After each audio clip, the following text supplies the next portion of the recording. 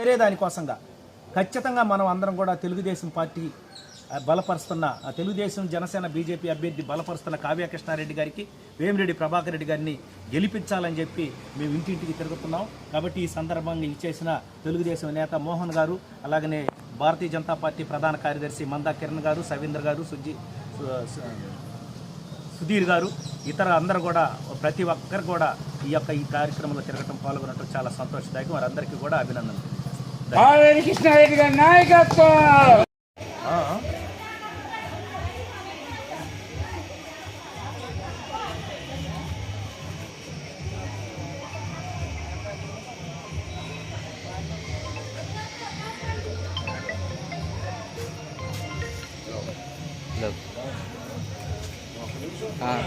ప్రచారం నాకు కావాలి. లేదు లేదు.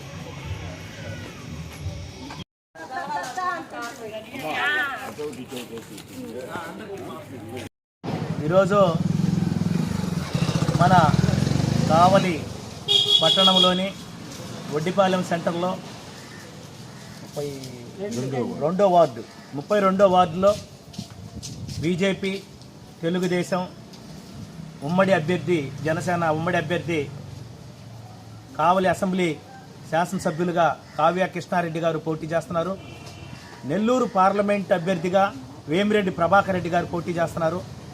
రేపు సార్వత్రిక ఎన్నికల్లో మే 13వ తేదీ జరిగిపోయే ఎన్నికల్లో ఎంపీ ఎమ్మెల్యేగా పోటీ చేస్తున్నారు. కాబట్టి ఉమ్మడి అభ్యర్థిగా సైకిల్ గుర్తుంటుంది. కాబట్టి ఈరోజు మేము 32వ వార్డులో మహిళామూర్తులు అందరితోటి కలిసి తెలుగుదేశం, బీజేపీ, మోహన్ గారు, అలాగనే చిట్టుబాబు గారు, సివిసి గారు, మేమందరం కూడా ఈరోజు సిద్ధయ్య, పల్లపు సిద్ధయ్య గారు, మహిళలు అందరం కలిసి ఇంటింటికి తిరిగి కావ్య కృష్ణారెడ్డి గారి గెలుపు కోసం కృషి చేస్తూ, వేమిరెడ్డి ప్రభాకర్ రెడ్డి గారి గెలుపు కోసం కృషి చేస్తూ మేము ఇంటింటికి తిరిగి సైకిల్ గుర్తుకి ఓటేయమని చెప్పి తెలియజేస్తున్నాం. అలాగనే భారతీయ జనతా పార్టీ పట్టణ అధ్యక్షుడిగా మేము ఈరోజు ఈ వార్డులో తిరగటం చాలా సంతోషంగా ఉంది. ఈ వార్డులో ప్రతి ఇంటికి వెళ్ళినా కూడా ప్రతి ఒక్కరు కూడా చిరునవ్వుతో ఆహ్వానించి, మేము గత 5 సంవత్సరాల నుంచి కరెంటు బిల్లులు ఎక్కువగా పడ్డాయి, తర్వాత మేము అనేక రకాల సమస్యలు ఎదుర్కొన్నాము, మళ్ళా ప్రభుత్వం మారాలా అని చెప్పి వాళ్ళు చెప్తుంటే చాలా సంతోషదాయకంగా ఉంది. కాబట్టి మనం కావలి పట్టణం అభివృద్ధి చెందాలంటే మనం తెలుగుదేశం పార్టీ అభ్యర్థి కావ్య కృష్ణారెడ్డిని గెలిపించుకోవాలి. ఈ యొక్క నెల్లూరు జిల్లా అభివృద్ధి చెందాలనుకుంటే వేమిరెడ్డి ప్రభాకర్ రెడ్డి గారిని గెలిపించుకోవాలి. ఢిల్లీలో ప్రధానమంత్రి నరేంద్ర మోడీ గారు ప్రధానమంత్రి కావాలనుకుంటే ఇక్కడ మనం తెలుగుదేశం, బీజేపీ, జనసేన ఉమ్మడి అభ్యర్థులను గెలిపించుకోవాలి.